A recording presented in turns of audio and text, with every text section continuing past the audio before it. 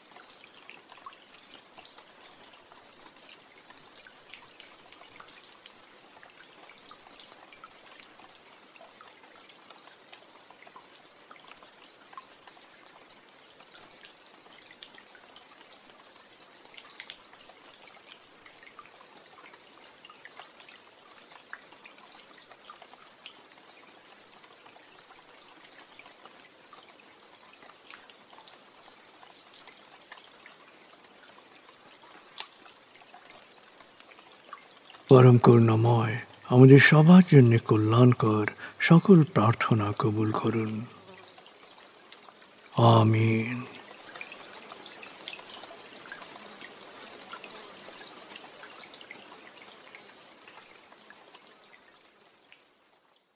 প্রিয় শরীদ, এক চমৎকার আবেগময় সময় কাটিয়েছেন আপনি। আমি এখন 0 থেকে 7 গণনা করব। আপনি পুরোপুরি জেগে উঠবেন, শারীরিক ও মানসিকভাবে পুরোপুরি সজীব, উৎফুল্ল, তার তাজা অনুভব করবেন। এবার লম্বা দম নিন। 0, 1। আবার লম্বা দম নিন। 2, 3। আবার লম্বা দম নিন। 4, 5। মনে মনে বলুন, 7 গণনার পর আমি চোখ মেলে তাকাবো। আমি পুরোপুরি জেগে উঠব, শারীরিক ও মানসিকভাবে পুরোপুরি সজীব, উৎফুল্ল, তার তাজা অনুভব করব। লম্বা দম নিন।